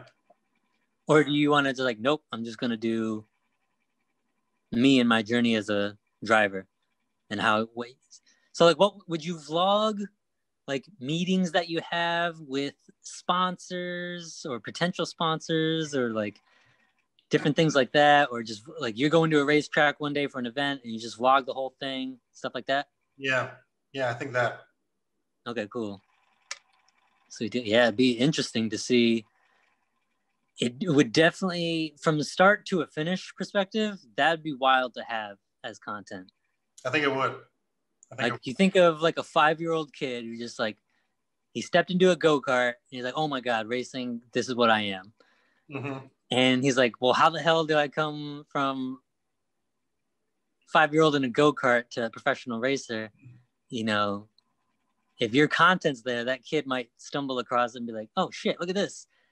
This is how he dealt with the conversation with a prospective sponsor. Has nothing to do with him in the car driving. Mm-hmm. Nothing. But it's wildly important. And for him to be able to see someone else go through it and do it, I mean, I think that's a huge thing, you know? Mm-hmm. So I think there's a lot of value there. Yeah. I think that'd be awesome. Like, I don't know, I'm looking I think that'd be great content. 13 million views on this guy. And for good reason. But basically, it's just on the dyno. So it sounds good. So a dyno, do you know about a dyno? Or what it does? No. So it stands for like a dynography. It's a power measurement tool. So okay. A rear wheel drive vehicle. So power is being sent to the rear wheels. So they hook up like a rolling resistance measure on the rear wheels. And you'll see it here like, like here. So what they do, so there's a roller in the back. So the car's not moving, but what they're able to simulate is what the engine's going to be doing at higher speeds, and ultimately what type of power can it produce at peak performance. Mm-hmm. Other things, probably also more just as important, is the general drivability, because you can have like a crazy amount of horsepower or whatever, but if it's not like, if you can't start it and you can't like just go around daily traffic, that sucks.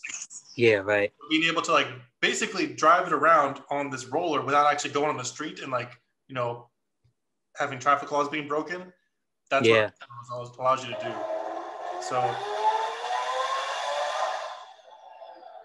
pretty cool. Then you get measurements and it tells you graphs, and you can look at, and a tuner is someone who can like modify it. You change the fuel mapping level, the timings of the motor, change so many different things to get more power or take away less, or to smooth out this graph so the power delivery is like nice and strong. Gotcha. This part right here, it says only 17 psi. That's referring to how much boost the car is producing. So this is a turbocharged vehicle, which is indicated by this gigantic turbo here. So a measurement of how much airflow is going into the motor. It's actually wrong to use boost pressure, but they use it as like a means, as a measurement tool. If you have more pressure inside the system, you can allow more air to flow through. But the proper thing to say should be like how much airflow is being. Which then equates to what? Engines on the whole, from a scientific perspective, they're basically a giant vacuum. Okay. Want oxygen. Oxygen is a required element for the combustion process. You need oxygen to make fire.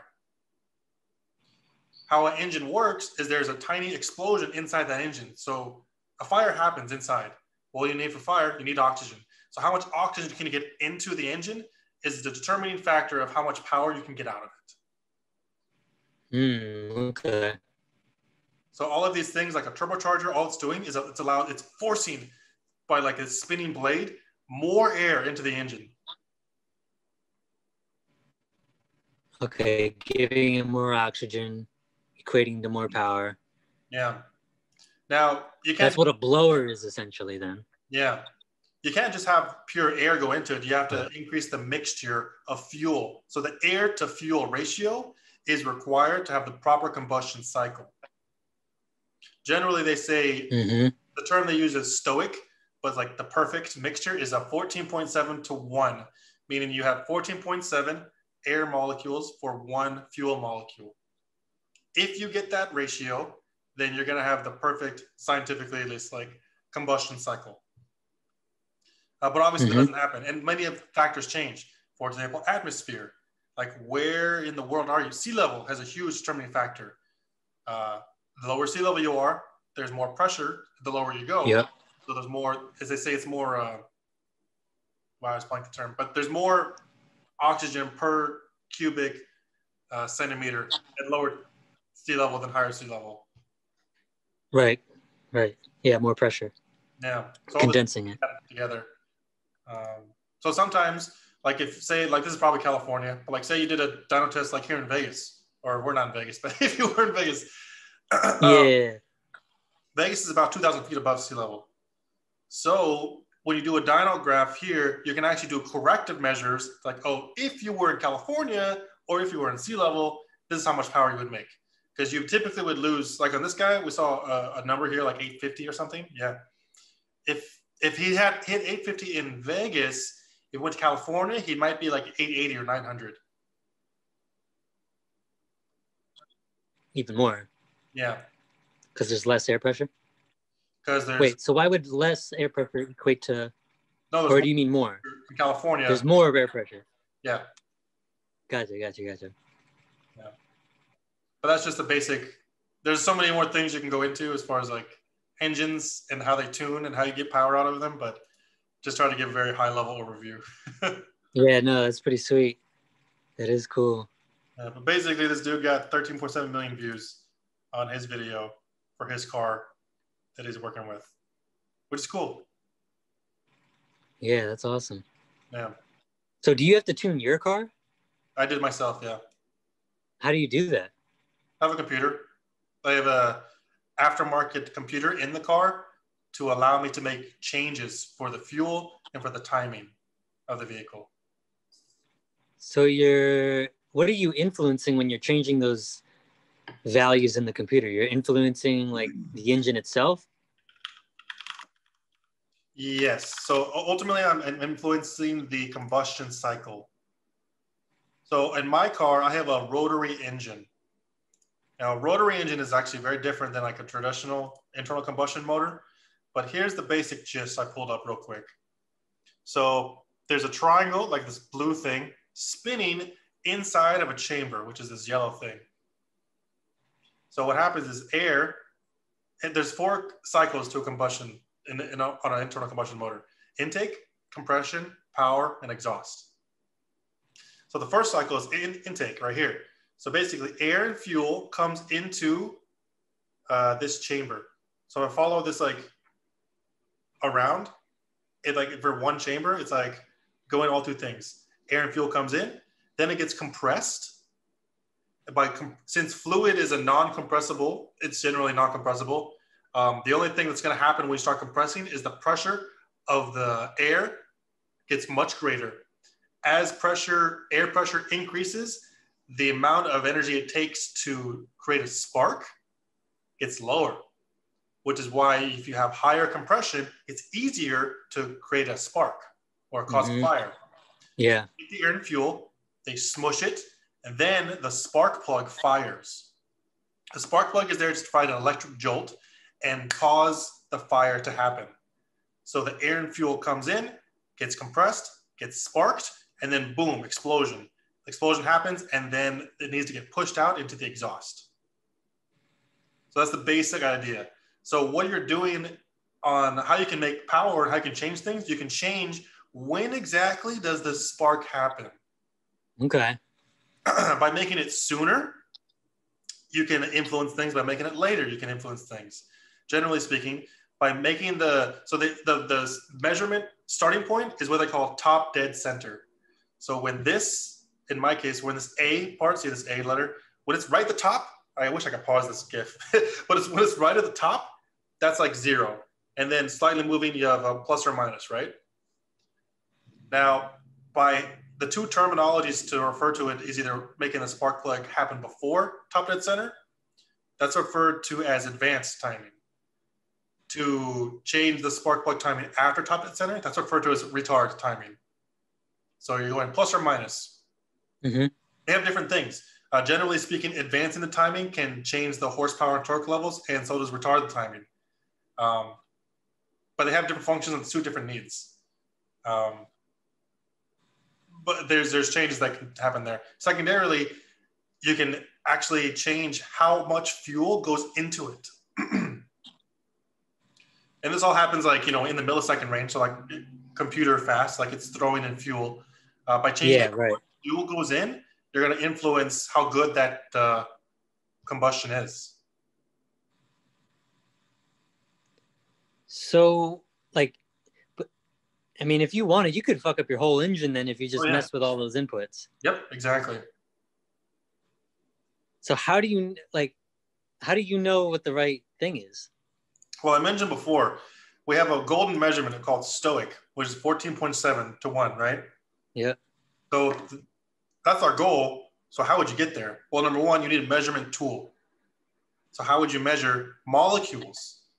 And there's sensors and stuff to go into these things to measure the molecules of the intake and the exhaust. So they have, one of them is called like a wideband sensor. This is a tool that you would place in your exhaust to measure the ratio to air to fuel. So it gives you like a number. Mm-hmm. So in that combustion, so after the combustion happens, it'll say like, oh, there's this many air to, this is the ratio of air to fuel. And this is an oxygen center. So it's basically just measuring how much oxygen per cubic meter of space it's measuring. So that's like one important tool. Gotcha. Another important tool, even before, back in the day, we didn't have these, like in the 80s even, they weren't even around. You would have to measure the temperature of the exhaust. So they would call that an exhaust EGT, exhaust temperature gauge. So it just measures temperature. Now, when you change the timing and the fuel mapping, basically if your car is running rich, meaning there's more fuel that's needed to be there for the combustion cycle, it'll run cooler. So the combustion cycle will be cooler, mostly because there's more like fluid. But if it runs opposite of that, which we refer to as lean, meaning there's not enough fuel to get that 14% ratio, the exhaust gets really hot. So you could use that as a measurement tool too. You can see, there's a little bit of delay, right? Because the temperature doesn't happen instantly. There's a little bit of delay, so it's a different type of measurement tool. But ultimately, you should have all these like sensors to see what your ratio is and make adjustments accordingly. Now, if you look at what it might look like in real time, this is what something it might look like. I'll do this quickly. I'll look at a 3D graph. But we have a 3D graph, and you can like change each little single block to add fuel or take away fuel at a specific instance of time. Wow. You can see here we have engine speed, so like RPM. Then you go look at like they have manifold pressure, so how much pressure is inside the intake. And they have a bunch that they get forward. It's kind of a 5-dimensional graph, but you can change every influencing factor. Like on this one, they have RPM, they're changing it every about 250 RPM. And you would manually go by block to block and like make sure it's all good. Geez, so in a race car, this is pretty pivotal? Mm-hmm. And everything changes based upon your atmosphere, right? So wherever you go, it's all different. This has to be changed. A little bit, yeah. Jeez. So I would imagine someone like Ferrari, say, their data of this sheet, say, they've been saved for years and years and years and years for different models. It's got to be worth shit tons of money, right? Yeah. They don't allow that to be publicly known. That's all their internal thing for sure. Yeah, right. This is like crazy data. And so they're influencing that on a per RPM basis, essentially, right? Yeah. And this is a very entry level data analysis. There's so many more things involved. For example, anything that's moving fast, like the inside of an engine, one of the things that becomes interesting is a thing called like sonic wave, like vibrations. how does air move throughout a cylinder or any sort of vacuum? Like, you have a pipe, how does air move through the pipe smoothly and fluidly? Or does it not move smoothly and fluidly? Well, that's a whole other concept too.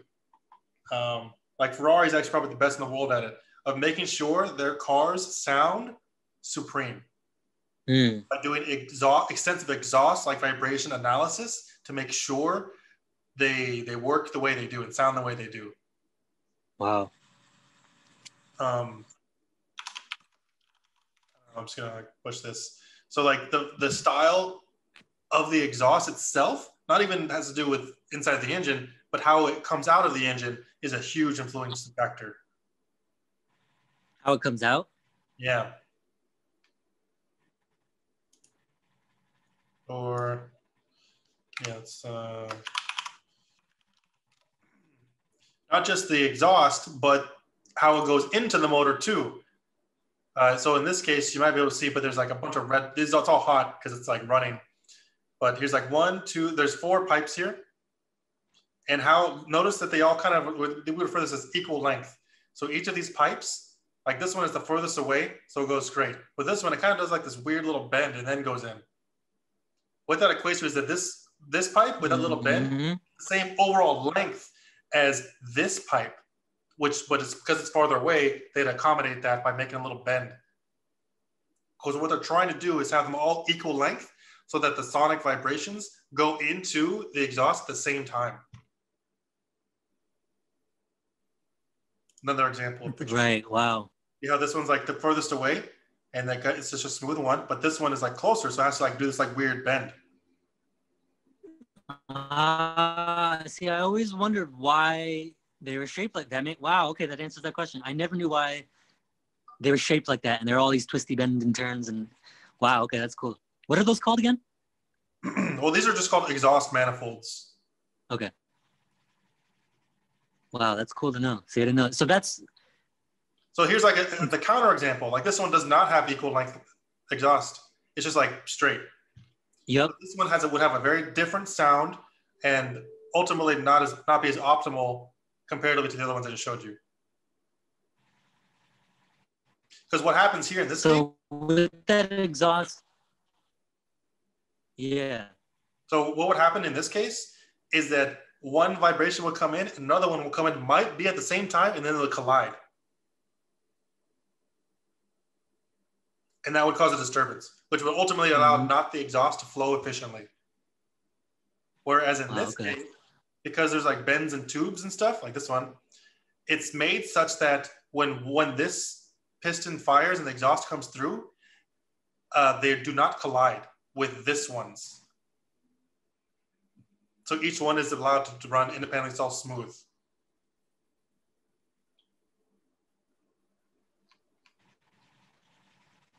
They're arriving together. Wow.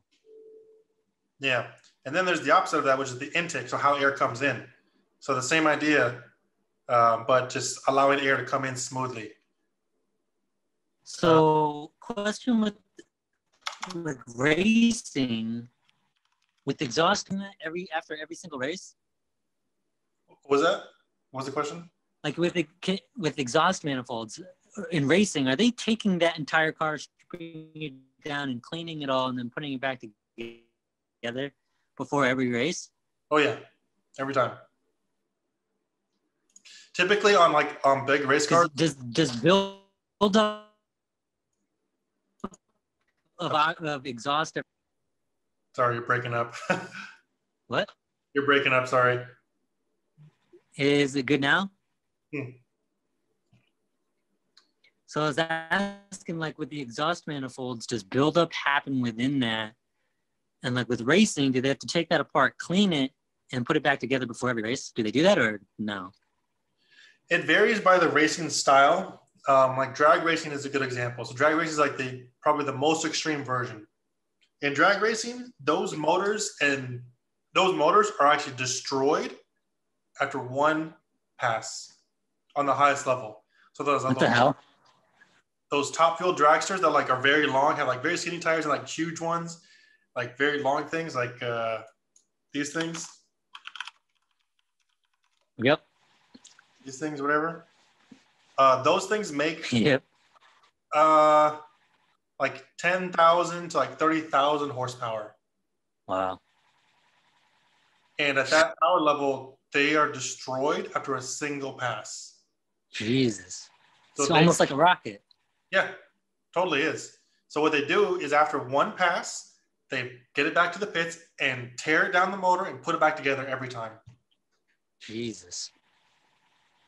So that's like one extreme.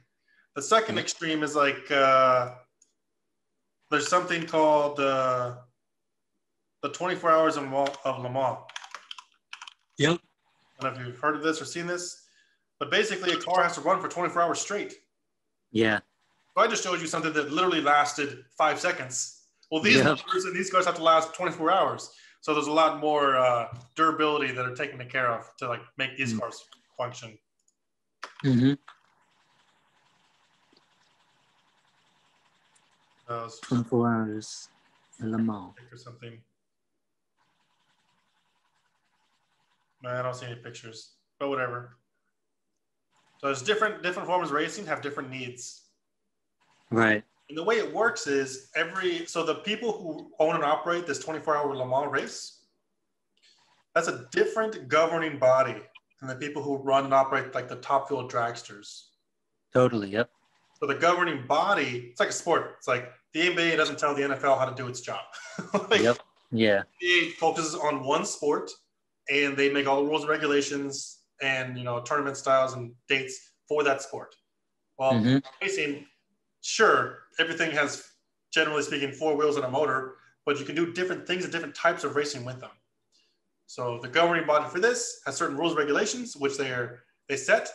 And the name of the game as a race builder is how do I break or bend the rules to fit what I need to win the race? Common racing thing we say is that if you aren't cheating, you don't care to win. If you aren't cheating, you don't care to win. Mm-hmm. So the rules are being updated all the time then? Yes. Okay. So do you have any specific examples of that? Of cheating things or? Of like breaking the rules and then having it be adjusted and like the reasons for that. Oh yeah. There's plenty of stories and stuff like this all the time.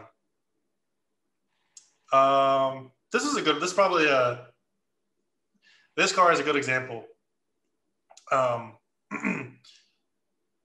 So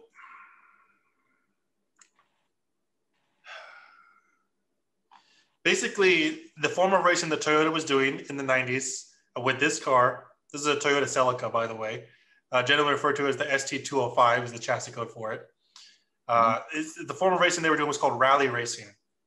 And rally racing is ran by a group called the WRC, which is the World Rally Organization or Coordination, something like this. And that ruling, or their governing body, one of the rules they had was that you cannot have like a recirculating turbo or recirculating blow-off valve. And a blow-off valve is a part of an engine that for turbocharged vehicles. But so Toyota basically was like, all right, we'll fit that rule. So they made and designed a piece that would not do that. Only when the judges were checking. And they had valves on the inside that would direct it in other directions when they wanted to. So there's plenty of ways you can cheat all the time, and everyone will figure out a way to do it. Another common one that I remember hearing about was in NASCAR. So like NASCAR has a ruling of what is the ride height the vehicle must be at. So like the measurement between like this part of the vehicle and the road has to be a certain like inch or whatever. I don't know what the exact measurement, but a certain width.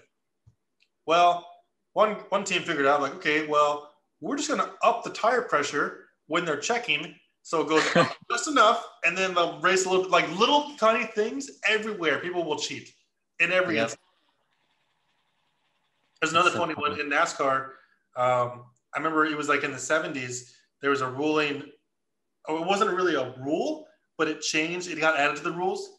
Basically, there was an inspector checking on the cars, and the inspector had a drink with them, like a Coke can or something. So he had a drink. He was checking the car. He's like, "All right, you're good to go." He literally put his drink on top of the roof of the car, just to like for a second, like do something else with his hands, and the drink made the roof of the car cave a little bit. So he was like, "Wait, what?" Turns out what Ford was doing is they were acid dipping their cars to remove even more incremental pieces of metal to make them lighter. But no one was willing to check that. But as soon as he put the cup, it was a cup on the roof and it caved in, he was like, "Wait a minute, that doesn't seem safe or right." So then they banned that team for the year. And then they're like, "All right, so that needs to be a rule that changes." That's hilarious. Wow, for something, like just putting his Coke can on it and he figures that out. It's so funny. Yeah, it's always changes the sport. And people figure it out, man. Like another That's one, hilarious.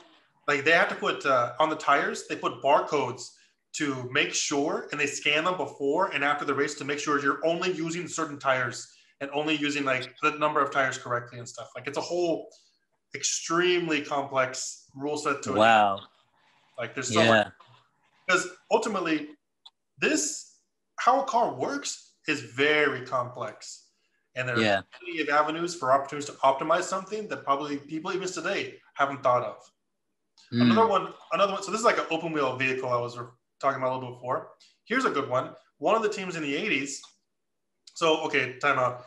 There's something called ground effects. So if you look at this car, they have like all these like little tiny wings in the front and stuff and like a kind of a wing back here. And the car's kind of like a funny shape or whatever.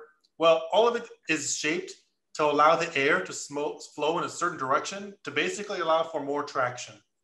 Mm-hmm. Well, in the driver's cockpit, one year, one team decided they have certain rules of what's allowed and what isn't allowed on the aerodynamics of a vehicle. But one team cheated the system by in the cockpit they put a opening that would allow, as they would say, allowed air to come to the driver. Which they're like, okay, sure. But what would really happen is when the driver would put his knee to cover the hole, it would divert the air in a different direction and allow the aerodynamics to like have a bigger effect on things. That's so funny. So so when he's sitting in the car, he's plugging up the hole. Yeah. That's funny. Yeah. All these tiny things like happen and it's great. You know, it's like, again, people are willing to do everything and anything to like win that race. That's so funny. Now that car that you're looking at there, that's an open wheel. That's the same thing as Formula One. Is that different? This is a Formula One car, yeah. Okay. And this is the kind that you want to get involved with? To be honest, me being involved in Formula One is a little bit like me saying me being Michael Jordan. It's just not going to happen. But I can do other forms of racing that can get me to other stuff that I want to do. Mm-hmm. Okay. And would you be racing cars like that look like that, or? Yeah, the type of stuff I want to do is probably like this stuff. So these are one types of vehicles. These ones are not open wheel, but these are like one dream of it. Oh, okay. These are like they're referred to as the American Le Mans series. Yeah. That's one side. Another one is like these ones. These are more like entry level to get yourself started. Mm-hmm. That's an easy bar of entry to get going, and then we go up from there. Okay. So I think this is like a starting point, and then I'll go up from there. And you can also do like Formula Mazda. There's that thing too. But yeah, that's the start right here. All right. That's awesome, man. Yeah. Would you be doing more endurance races or? Yeah. So typically, to do like a 2-hour, 3-hour race. Mm-hmm. It's like endurance, yeah. Okay. So stuff like this. Gotcha. Wow. Pretty freaking sweet. Mm-hmm. Can you imagine the dogfight this is, right? It's like, look, this person like imagine like 8-player Smash. like on steroids. Like, dude, seriously, like that guy in the yellow car back there, like Jesus Christ. Like now, well, hold on, don't click off that because I have a question here with this photo in terms of racing. Oops. So like guy way up in there, top right, blue and red or red and blue. You can't see the number. He's to the right of the yellow. That guy right there. Oh, this guy? Why is he way out there? Like what benefit does it have for him to be way out there? Really none, probably, but there's no room. He has no space. He's on the edge of the track. Look at motherfucking 7. He looks like he's taking up a lot of space, and there seems to be quite a bit of room to his left. What's the deal with that? Probably this is so notice this guy is not at the center of the corner either. Uh-huh. So this is probably what they call a decreasing radius corner, meaning there's more corner to turn. So they don't want to go touch the middle just yet. Gotcha. Okay. Now this has to do with like the racing line. Yeah, right. Pass through a corner. I can picture it. So here's the basic idea. So this is you as a green car. What you want to do is only hit the center of the corner. We refer to it as the apex. Center is the wrong term to use. You want to hit the apex of the corner only at a specific point in order to get the maximum speed through it. I fuck that up with go-karts every single time. Yeah, so it's not like Mario Kart where you want to like get the fastest thing all the time. But yeah, it goes like in Mario Kart even, right? Where it's like you wish you could hug the inside all the time, but sometimes you just can't. You're going too fast. So you just kind of get forced outwards. Yep. So then the question is, okay, what's the best time to hit the middle of it in order to be pushed outwards appropriately? And that's a whole different point of how, it's fascinating to say the least. Yeah, there's a lot that goes into that. Yeah. And it's really dependent upon really the next set of corners. If one corner was isolated, it's pretty straightforward. But when you start putting multiple corners next to each other, there's changes the game. Yeah, because you got to enter and exit. Like, it's always changing. You got to know, Jesus, the layout. Mm-hmm. So how much studying of a track goes into prior race?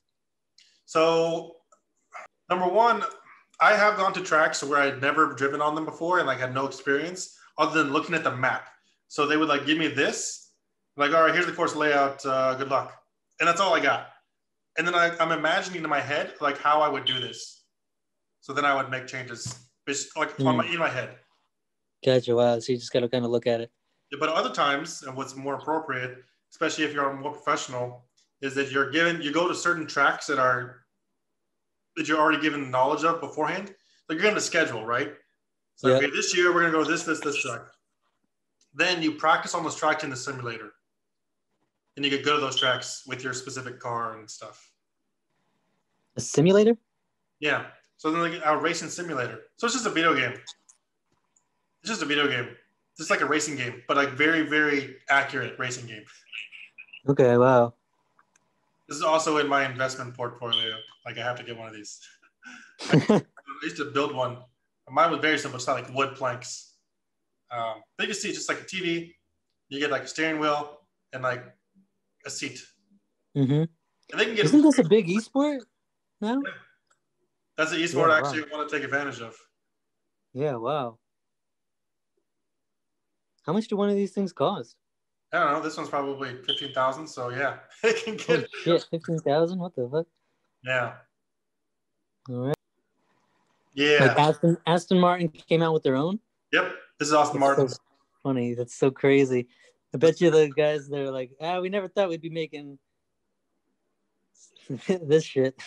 $74,000. Jesus. An Aston Martin. That's so funny. Yeah. Yeah. Everything's a science, and that's all it is. It's just a giant science experiment. So those who put the research and effort into understanding how this all works fundamentally are the ones that succeed.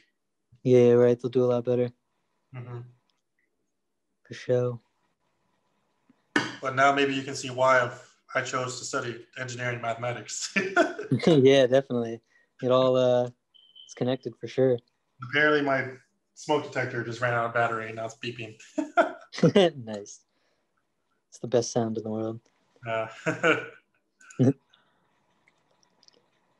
Dude, that was pretty good. I don't know how you feel. I mean, we went quite a while. Yeah. I think a good starting point for you, actually, you kind of challenged me a bit to think like I should just do this study bullet journaling thing, like every day. The what? This whole bullet journaling thing, like every day or something. And just do an hour a day after work or whatever. It's like, hey guys, even if it's like a 2-minute video, like just whatever, do it and throw it up. Fuck it. Mm-hmm. On top of all the other stuff, like, I mean, what was cool too about this, what we did here is we actually talked quite a bit about racing and everything like that. So I feel like there's a lot of stuff that you get to use however you want to use it. You know, be able to chop it up, edit it down, pieces, the whole thing, whatever it is, and it kind of fits your, you know, kind of what your story is or what you want to be shooting it. So that to me is cool. I just remembered. Look, this is literally a piece of my motor. Hey, that's literally the motor. Yeah. Yeah, here it is. And we put a clock. It's called what is it called? We call this piece a rotor. A rotor. Okay. Yep. Yeah. And there just happens to be a clock in the middle. Oh, it's an actual clock. It's not a real rotor. This is a real rotor. This is from a motor. It is. Yeah. Why is there a clock in it? Yeah, this is real. Wait, hold on. The clock is not a part of the rotor. This is a rotor that was made into a clock, right? Yes, correct. Okay. I'm like, what the fuck? No one can tell time in there. Yeah. So that's pretty sweet. And then now it's a clock. I mean, it's heavy. It's like 8 pounds or so, 10 pounds. Jeez. Good chat. I really enjoyed it. It's cool learning new stuff. I love hearing all the different stuff that you talk about. It's awesome. Yeah. I think you do it really well too. Like, I think you talk about it really well, and I like that you include graphics and stuff like that. Like, I think that really helps. I just thought you did a great job. It was super interesting. Thank you. To be honest, I put a lot of effort into thinking about how to answer questions, as weird statement as that might be. No, that's a great question to ask yourself. Yeah. As weird as it is, I feel like I had a very early incident as a child where like we were lost as like a kid with my dad on a family trip or something. My dad like asked somebody like, hey, how do I get like for directions? Mm-hmm. And the dude like gave the worst directions possible. He's just like, oh, you go here about 10 minutes down that way. And then you go left. And that was all he said. And I was like, what? But there's like, what do you mean 10 minutes? Like what kind of, it was just. Yeah, right. And so I remember like hearing that and I'm like, oh, I never want to give bad directions to anybody in my life. I want to be able to provide good directions. And that translated to like everything else. Wow, that's funny. Getting some dope not giving good. That's awesome. Yeah, but I do put a lot of effort into articulating my answers very understandably. Yeah, you do a great job, man. Yeah, I think you do a great job. It's really cool. Well, thank you. Well, I like listening to it. All right, man. I'll talk to you later. We'll reconvene again later. Sounds good. Good. I'll give you the link to the Google Drive with all the stuff on it, and we'll be good. All right, man. Have a good night. All right, I'll talk to you later. Take care. See you, man. Bye. Bye.